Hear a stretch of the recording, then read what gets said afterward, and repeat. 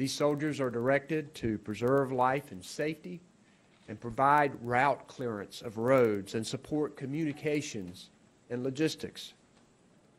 Prisons and jails in vulnerable areas are being evacuated as well.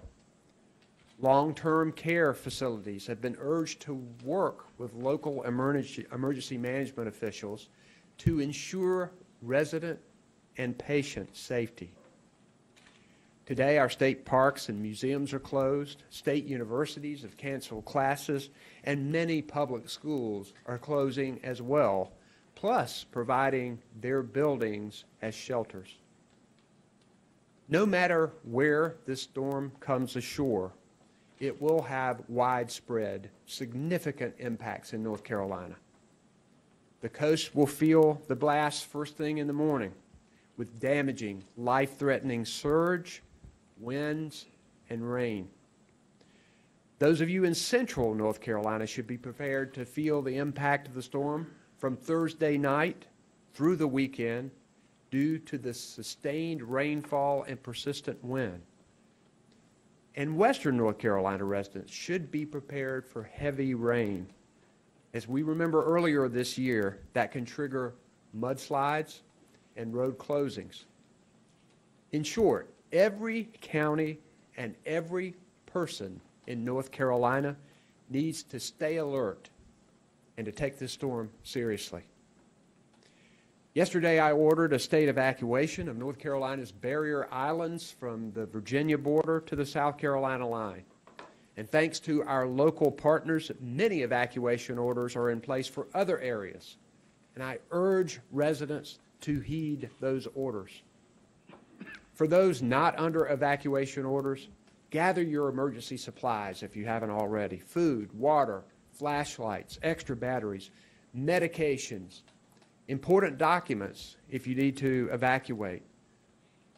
Remember to make plans for your pets and clear your yard of debris that can cause damage in high winds.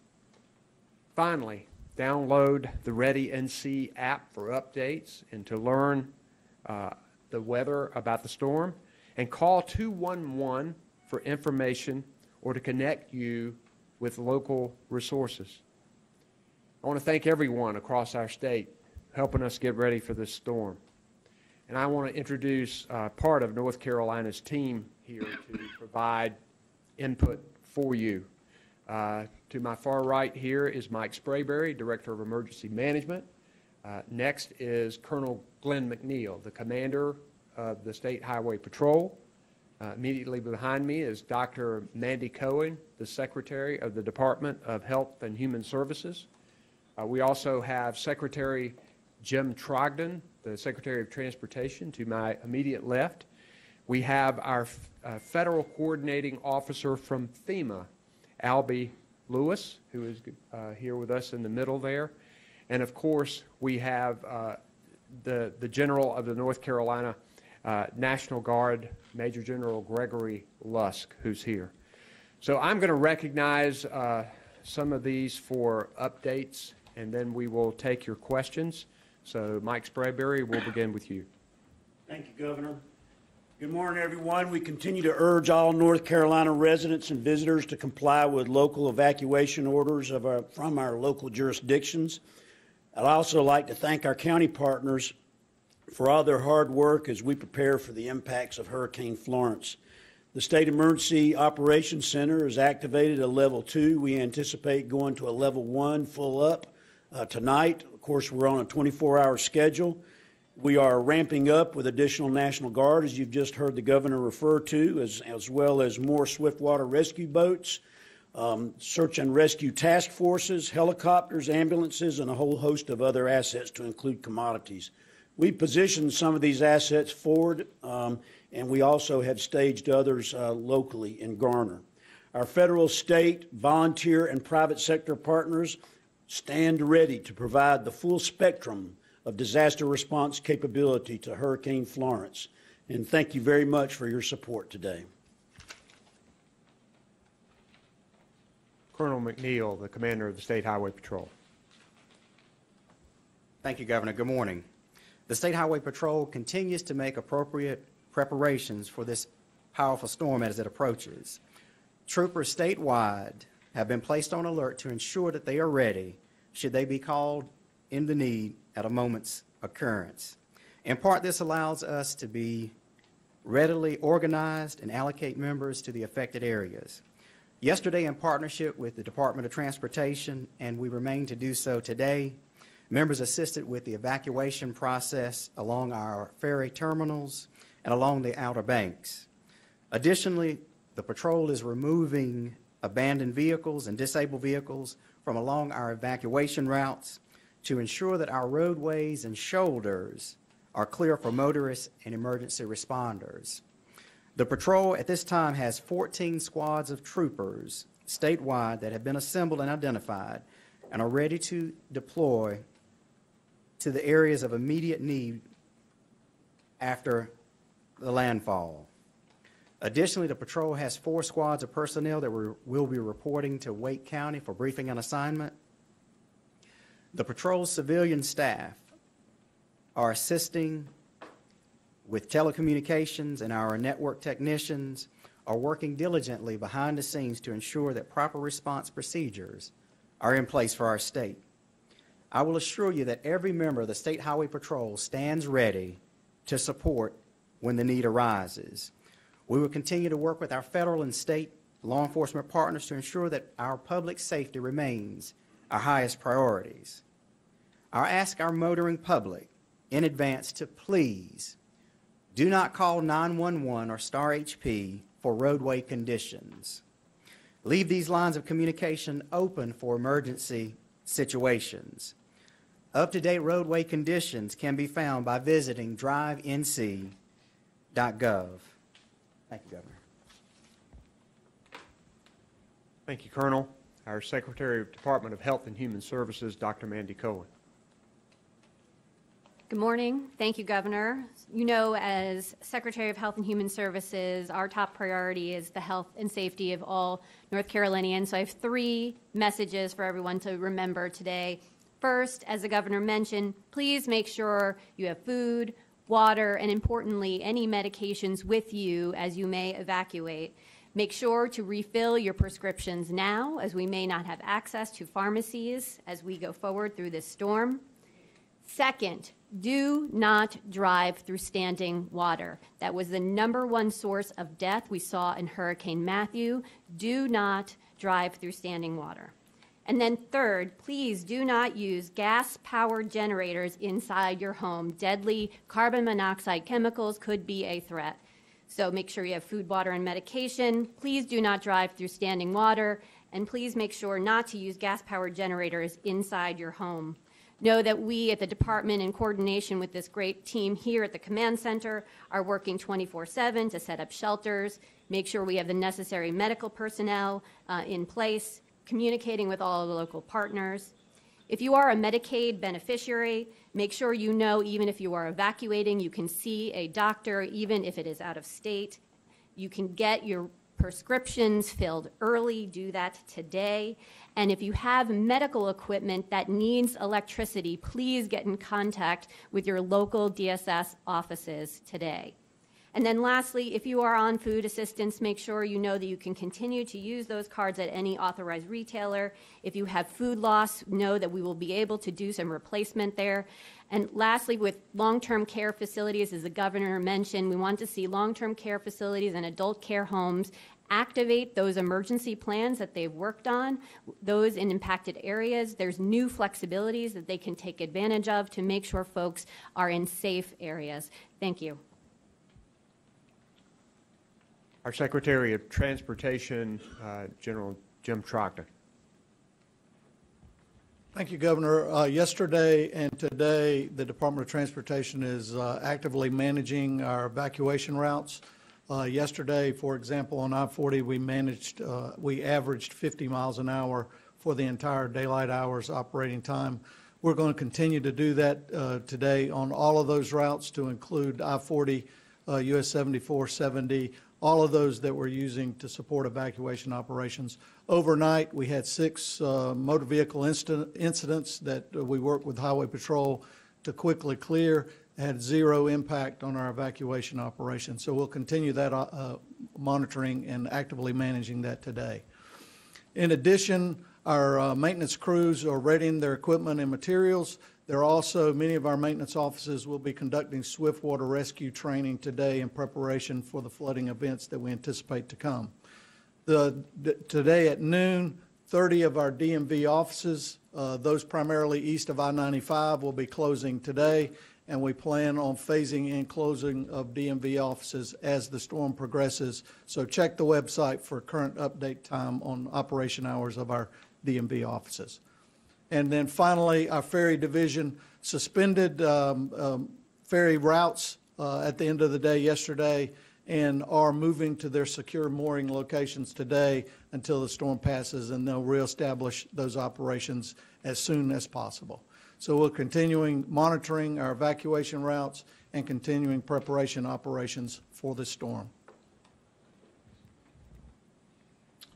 We appreciate our FEMA partners, and we have with us our Federal Coordinating Officer for FEMA, Albie Lewis.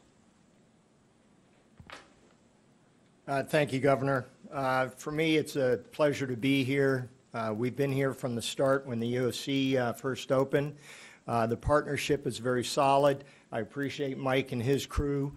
We've done pre-planning for the event and have pre-positioned significant amount of supplies and other commodities, as well as such things as urban search and rescue teams, high water vehicles, swiftwater rescue teams, radios, and a lot of other things, such as aerial platforms also. I believe we are prepared for the storm, and we're here to support the state 100%. Thank you. And our commander of our North Carolina National Guard, Major General Gregory Lusk. General Lusk. Thank you, sir. Sir, I think it's something very appropriate that we all should just realize just for a brief moment the very selfless individuals that comprise of this entire enterprise, from the local level all the way up to the state. Those potential victims of this storm that are right now focusing their main priority on taking care of the needs of our fellow citizens across the state. To that, the governor has authorized the 2,800 additional, by the end of the day, 2,800 National Guardsmen to be on duty. Indeed, going through that exact thing that I just described. They spent the last day or so getting their personal affairs in order, and they will be reporting to armories across the state this evening. And we'll be in a great position in order to respond to the needs of North Carolina as this storm lifts and we're able to get out into the area. We can only imagine how arduous the task may be, but we'll be prepared, from anything assisting DOT with clearance of roads to helping our first responders and our emergency personnel get into places in order to focus on the saving of lives initially, and then getting North Carolina back to the point where people can get in and out of areas that are impacted. So, pending any of your questions, sir, thank you.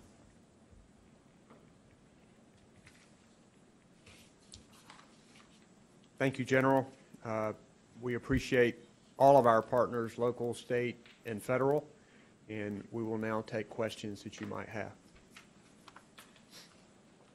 Morning, Governor. We've heard of some reports of gas stations being without gas due to high demand, particularly in the potentially affected areas. What is your understanding of the supplies in the east, and will they be replenished before the storm, or do people just need to accept the fact that they won't be able to get gas? I think that supplies are pretty good, it is my understanding. The gas stations had a run with sometimes 3 to 4 times the business that they normally have. So it is my understanding that distribution is good right now. Right, Mike? Roger that, Yep. sir. Okay. Governor, you mentioned these 16 shelters that are open. I'm sure the number is fluid, but do you have a sense of how many people are in these shelters right now, and what is the capacity for them, if you know collectively? Mike, if you give a report on that. So we know that there's, the last count that I had was about 4,000 people in shelters, but that number is fluctuating. And it's, as you know, it's not a static number. People are coming in and coming out. We're anticipating opening more shelters today. and we're in the process of uploading and updating all of that information on our Ready NC app right now. So I would say by around lunchtime, you should have a better understanding of about how many folks we have and how many shelters we have. And I would just ask you to be patient, because what happens is our local partners have to load that into our system to make it visible to us, and so sometimes they're very busy and it can be a little bit behind the power curve, but we're getting there. Hi, my name's Zara Hirji. I'm a reporter for BuzzFeed News. You had mentioned that some of the prisons and jails in the vulnerable areas are being evacuated. Can you provide some numbers on how many of these facilities you're talking about and how far along in the evacuations they are? I think these were occurring yesterday. I think the figure would be in the hundreds. Noel, would you think that's right? Probably in the hundreds, taken to safer and secure locations. Yes. That in North Carolina, particularly the central region, there's been already issues from Matthew with dams and communities having some fears about that now that we're expecting a lot of flooding.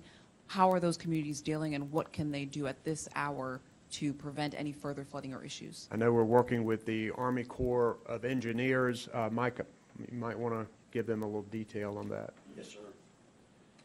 So we have an Army Corps of Engineers team here with us at the state EOC, and we're monitoring all of the high hazard dams, and we understand that our local partners do have concerns about dams, and we would just ask them to be watchful so that we can help them if any dam breaches and to report it immediately. Right now, the Corps is not doing any significant water releases based on the amount of rainfall that we anticipate coming in for this event. So we are watching this very carefully. We also have dam safety personnel here with us, and so it's a complete team effort. Hi. Do we know how many folks are still in areas that are affected by a mandatory evacuation order, whether it be the state order along the barrier islands or some of the local orders? Do we have any idea how many have and have not heeded that? Mike, you want to take that? That's a very difficult number to obtain because, as you know, and just anecdotally, it's very hard to find out how many people have decided to stay. They don't report to anyone, and so we have noticed that there have been a large amount of folks heeding the order. And so and the governor issued an executive order yesterday, as he mentioned, for the barrier islands, and it is our desire that all of those people would be moving off the islands smartly, because we want everybody to be off those islands today, and we hope that they would heed those other evacuation orders at the local level for mainland as well. I've been talking to some of the local officials, and we know how a lot of coastal North Carolinians are. They've been through storms and nor'easters and hurricanes, and many of them think they can ride it out. I do sense that people are feeling different about this storm, as they should. We need to heed the warnings of the National Weather Service, particularly regarding storm surge and the high winds, and we are encouraging people not to ride out this monster. I think a lot of people that might normally stay through a hurricane have recognized that this one's different. You're always going to have some that don't. This cone of uncertainty as to where this storm will meander, we still don't know yet. Things can still change, but we do know that this is going to be a significant event for our coastal area. If it does track a little southward, we know the north end of the storm is going to be the worst. So we need to heed the call, and we're going to continue to encourage people to follow those evacuation orders. Governor Cooper, Sam DeGrave with the Asheville Citizen-Times. The World Equestrian Games in the western part of the state are underway. Will the preparations for this hurricane siphon resources away from what's happening there? All of our departments have gotten what they need. I think some resources were shifted from that area of the state in order to make sure that we had enough resources here. And I do not know how the weather will affect. I think that they will be making that call as things move forward. But we have the resources we need, and we are on the ready. Governor, ABC 11 Eyewitness News, what are the preparations for power plants, or coal plants and nuclear plants? What preparations they're taking to ensure safety of the plants? I've talked to the CEO of Duke Energy. She says that they are taking all the necessary preparations to protect property. They've also brought in people from all over the country to help with making sure that people get their power back as soon as possible after the storm. Mike, do you have anything specifically on that you want to add? Just to add that we do have representatives from Duke Energy and the electric co-ops here with us. We do have representatives from the FEMA radiological section, and we do have the Nuclear Regulatory Commission in here with us as the storm passes, and they will be able to provide us immediate advice and guidance on anything that would ever come up. And so we don't anticipate anything, but we're well positioned. Governor, a recent report just talked about FEMA's funding, $10 million of it going towards immigration efforts. Are you at all concerned about funding during or after this event as well for FEMA, if they could speak to that report? I've talked with FEMA Administrator Brock Long. I know that Mike continues to talk with him. We have our FEMA people embedded here with us. I've taken a trip to Fort Bragg to see the significant resources that have been placed there. I'll be heading to Kinston today to view additional resources. I've spoken with the President. Our federal partners are promising us that we will have what we need with this storm. We expect that to happen. We will hold them to it. We know how critical this is for the people of North Carolina. We've had a good relationship with FEMA in the past, and we expect that to continue.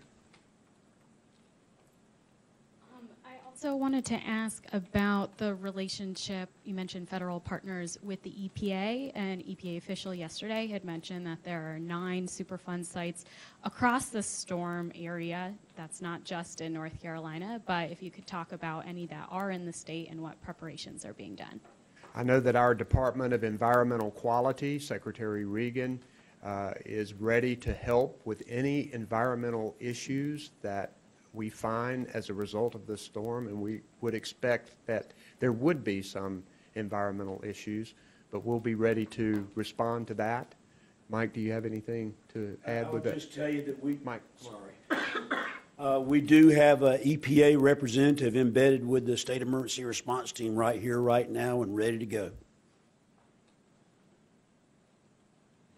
Anything else? Is it 5 o'clock we're going to be back? Okay, we'll be back at 5 o'clock for another briefing. Thank you very much. Stay safe, everybody.